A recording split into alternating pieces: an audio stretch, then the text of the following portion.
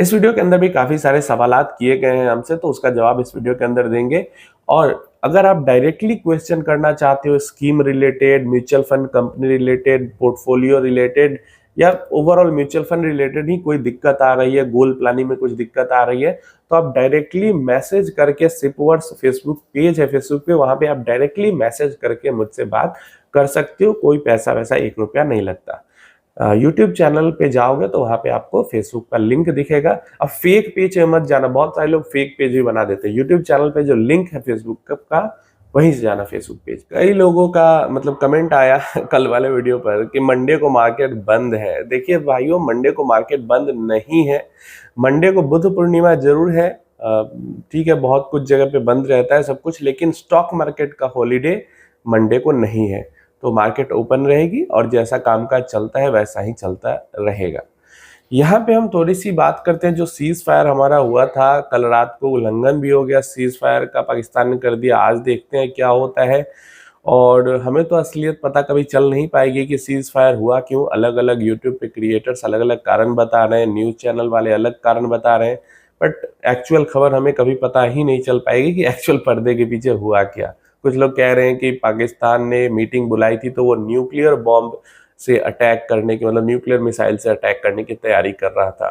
तो अब क्या आपको क्या लगता है, क्यों सीज फायर हुआ है? नीचे कमेंट में जरूर बताना। सबसे पहला क्वेश्चन वरुण ब्लॉग्स का है। लॉस रिकवरी स्टॉक्स में जल्दी होती है, अच्छे वाले स्टॉक्स में, म्यूचुअल फंड में टाइम ज्यादा लगता है, ये कोई नहीं बताएगा। This is my experience, mutual fund is for 5-10 year, no one tales.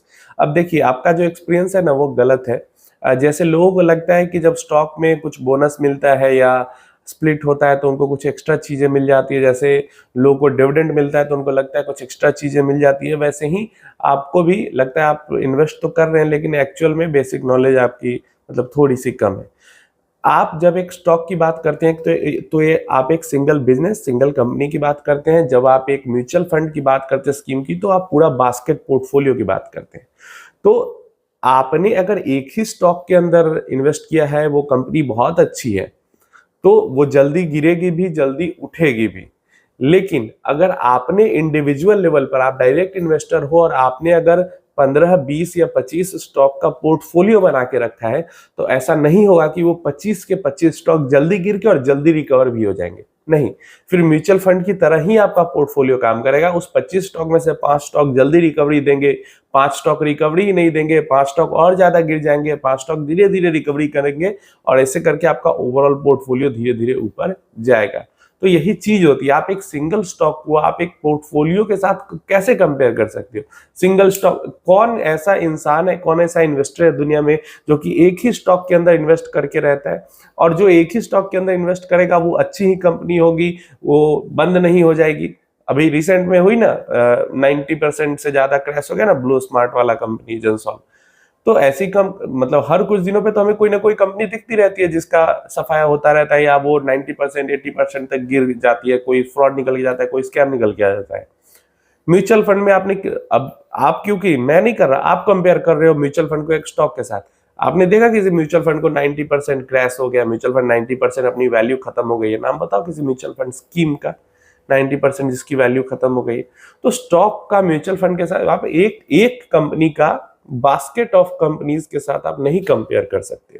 ठीक है, एक कंपनी है ज्यादा वॉलेटाइल होगी, हो सकता है पैसा खत्म हो जाए, हो सकता है बहुत रिटर्न दे दे, और एक पोर्टफोलियो है थोड़ा कम रिटर्न देगा और कम वॉलेटाइल भी होगा। और कोई भी इंसान पोर्टफोलियो चाहे म्यूचुअल फंड के थ्रू इन्वेस्ट करे या फिर डायरेक्टली भी इन्वेस्ट करता है, तो कम से कम तो 10-15 स्टॉक का पोर्टफोलियो तो बनाता ही बनाता है। तो थोड़ी सी नॉलेज को बढ़ाएं, थोड़ी सी समझदारी और कॉमन सेंस का भी इस्तेमाल करें। सेकंड, संजय कुमार जी कहना है, SBI, HDFC, ICICI being biggest banks give more comfort to naive investors like मी।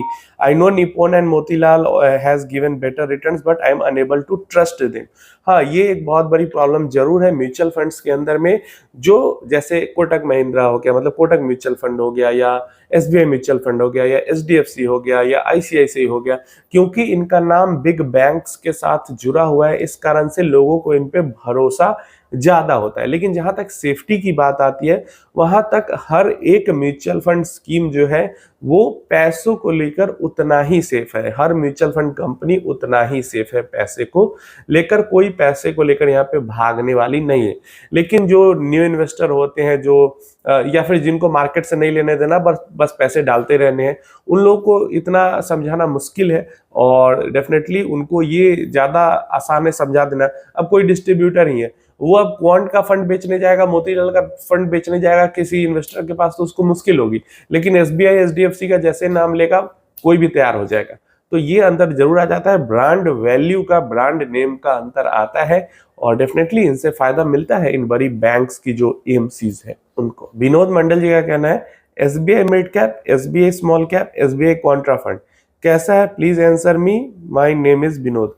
देखिए, चाहे मिड कैप फंड हो एसबीआई का, या कॉन्ट्रा फंड हो, या स्मॉल कैप फंड हो, फंड अच्छे हैं। अब ये मत आप सोचना कि एकदम टॉप फंड्स, नहीं, टॉप नहीं है। एवरेज रिटर्न या थोड़ा सा एवरेज से बेहतर रिटर्न, मतलब कैटेगरी एवरेज का रिटर्न रहेगा, उससे 1-2% नीचे या 1-2% ऊपर, यही टाइप का रिटर्न लॉन्ग टर्म में ये प्रोवाइड कर पाएगा। और वो भी वेरी लॉन्ग टर्म, लाइक कम से कम अगर 8 साल से ऊपर का टाइम पीरियड है, तभी इन तीनों में से कोई भी फंड के अंदर इन्वेस्टमेंट किया जा सकता है। अगर 1 साल के लिए, 2 साल के लिए आप करोगे तो आपको बहुत ज्यादा भी रिटर्न मिल सकता है और बहुत ज्यादा नुकसान भी हो सकता है। तो तीनों फंड एवरेज रिटर्न के दृष्टिकोण से अगर हम देखें, मतलब एवरेज रिटर्न हमें कैटेगरी एवरेज, बेंचमार्क इंडेक्स का एवरेज रिटर्न, उसकी जब मैं एवरेज बोलता हूं तो बेंचमार्क इंडेक्स के बराबर या कैटेगरी एवरेज रिटर्न के बराबर की बात होती है।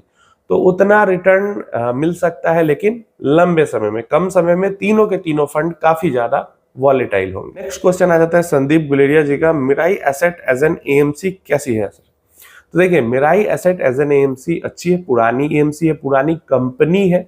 ऐसा नहीं कि कोई नई आई है मार्केट के अंदर में। ब्रोकिंग का भी बिजनेस है इनका और काफी अच्छा कर रही है। एसेट साइज भी काफी अच्छा खासा है, ऐसा नहीं कि एसेट साइज भी बहुत कम है। तो म्यूचुअल फंड कंपनी है, फंड्स भी ठीक ठाक परफॉर्म कर रहे हैं। हाँ, ये नहीं है कि अगेन ये भी वही हो जाता है कि यहाँ पे भी जो फंड्स है वो सारे अच्छे नहीं कर रहे हैं और एवरेज के आसपास की परफॉर्मेंस हमें यहाँ पे देखने को मिल जाती है। पास्ट में इसके कुछ फंड है काफी अच्छा कर रहे थे, लेकिन जो इस एएमसी का जादू है वो 2020 के बाद नहीं चला है। 2020 के पहले इसके फंड्स अच्छा कर रहे थे कुछ फंड। तो ऐसे में इन्वेस्टमेंट जरूर किया जा सकता है। और अगर आप भरोसे की बात कर रहे हो कि भरोसा लायक है या नहीं, तो देखिए, भरोसे के लिए हर एक एएमसी पे आप एक जैसा भरोसा कर सकते हैं। कोई पैसा लेकर यहाँ से नहीं भागने वाला है कोई, मतलब हर एएमसी सेम रेगुलेशन सब पे लगता है, सब जगह पे आपका पैसा इधर उधर बटा रहता है, डिटेल किसी और के पास रहती है, कैश कहीं जमा रहता है, डिसीजन कोई लेता है, इक्विटी सारी कहीं और होल्ड रहती है। तो पैसा लेके कोई नहीं भाग रहा, तो पैसा सेफ है। अबू अमर जी का सवाल है, मुझे 44 साल का हूं मैं और रिटायरमेंट के लिए बहुत चिंता का विषय बनता जा रहा है। 9 लाख रुपए है मेरे पास, लेकिन बहुत अनुभव नहीं है। बढ़ने के सबसे अच्छे तरीके क्या है? अब देखिए, क्योंकि 44 एज है और मैं उम्मीद करता हूं कि जब आप इतने सालों तक कुछ आपने इन्वेस्टमेंट नहीं किया, तो आप 15-16 साल तो इन्वेस्टमेंट को आप और दे सकते हो। क्योंकि मान लेते हैं 60 एक जनरल एज होती है रिटायरमेंट की, तो 60 साल तक भी अगर आप काम करते हो तो अभी 15 ईयर्स का जो टाइम पीरियड है वो अच्छा खासा टाइम पीरियड आपके लिए हो सकता है। तो यहाँ पे 2 चॉइसेस हो सकती है हमारे पास। 15 साल का टाइम पीरियड है, वॉलेटिलिटी झेलने के लिए हमारे पास भरपूर टाइम है। बट फिर भी अगर हमें वॉलेटिलिटी कम चाहिए, मतलब पोर्टफोलियो में वॉलेटिलिटी कम चाहिए या ना के बराबर चाहिए, तो 3 फंड हम रखेंगे। पहला एक large and mid cap fund रखेंगे, दूसरा एक फ्लेक्सी कैप रखेंगे, तीसरा एक मल्टी कैप फंड रखेंगे। ठीक है, 3 फंड रखेंगे, अलग अलग एएमसी का रख लेंगे। एक एचडीएफसी का रख लिया, एक एसबीआई का मान लो रख लिया, एक एक्सिस का रख लिया। अलग अलग एएमसी के 3 फंड रखेंगे और 9 लाख रुपए है, 3-3 लाख तीनों के अंदर इन्वेस्ट कर देंगे और ज्यादा से ज्यादा एसआईपी करने की कोशिश करेंगे। जितना से ज्यादा हर महीने इन्वेस्ट कर पाएंगे, उतना बड़ा कॉर्पस हमारा लास्ट में बनेगा। तो ऐसे में क्या होगा कि एट द एंड आपके पास बड़ा कॉर्पस एक तैयार हो जाएगा और बीच में पोर्टफोलियो के अंदर वॉलेटिलिटी भी नहीं रहेगी। 15 साल बाद जितना भी कॉर्पस तैयार हो, मान लो 1 करोड़ का ही कॉर्पस बन गया, तो वहां से हम 50,000 रुपए हर महीने विड्रॉ करना शुरू कर देंगे। मान लो कुछ अजूबा हो गया, मतलब बहुत ही भयंकर, आपने पैसा बहुत ज्यादा जमा कर दिया या फिर रिटर्न बहुत भयंकर मिल गया, 2 करोड़ बन गया, तो 1 लाख महीना निकालना शुरू कर दो। 6% से कम ही हर महीने, मतलब हर साल की जो आपकी विड्रॉल होगी वो 6% से कम रखने की कोशिश करना होगा। 3% रहे, 4% रहे, 5% रहे, मैक्स 6%, उससे ऊपर नहीं जानी चाहिए। तो आराम से आप अपनी रिटायरमेंट को एंजॉय कर पाओगे। 6% वाला विड्रॉल का जो रूल है वो हमेशा याद रखना है। दूसरा केस सिनारियो, अगर वॉलेटिलिटी से बिल्कुल डर नहीं लगता है, बीच में पैसा कितना भी ऊपर नीचे नहीं डर लगता है, लास्ट सिनारियो में आज से 13 साल, 14 साल, 15 साल, 16 साल बाद हमें चाहिए कि जितना हाईएस्ट से हाईएस्ट पैसा है वो बन सके, तो ऐसे में भी हम 3 ही स्कीम्स के अंदर इन्वेस्ट करेंगे। पहला हमारा हो जाएगा, मान लो 500 मोमेंटम 50 फंड हम निपॉन का ले लेते हैं। दूसरा हमारा हो जाएगा मोतीलाल का ले लेते हैं माइक्रो कैप 250 इंडेक्स फंड, क्योंकि एक यही है ही। और तीसरा मान लो हम ले लेते हैं एक स्मॉल कैप फंड, एक्सिस का स्मॉल कैप फंड। तो यहाँ पे तीनों क्या एग्रेसिव फंड्स हो जाते हैं, तो बहुत ही ज्यादा वॉलेटाइल पोर्टफोलियो होगा। पोर्टफोलियो के अंदर वॉलेटिलिटी बहुत ज्यादा होगी, अप्स एंड डाउन्स बहुत ज्यादा होंगे, लेकिन 13 से 16 साल का जो आपका टाइम पीरियड है उसके लिए ये सुटेबल है अगर वॉलेटिलिटी से डर नहीं लगता है तो।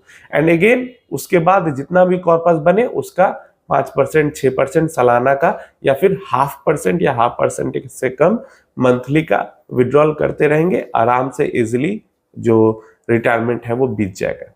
तो पहला हमने कम वॉलेटिलिटी के लिए भी समझ लिया हमने, दूसरा ज्यादा वॉलेटिलिटी के लिए भी समझ लिया। लेकिन दोनों ही केस में 15-16 साल के बाद जब हम विड्रॉल करेंगे अगर, तो हम 0.5% अ मंथ से कम ही करेंगे, मतलब महीने का 0.5% से कम ही करेंगे। उम्मीद है इन्फॉर्मेशन हेल्पफुल होगी। आपकी भी कोई क्वेश्चन क्वेरी है तो नीचे कमेंट बॉक्स में पूछ लेना।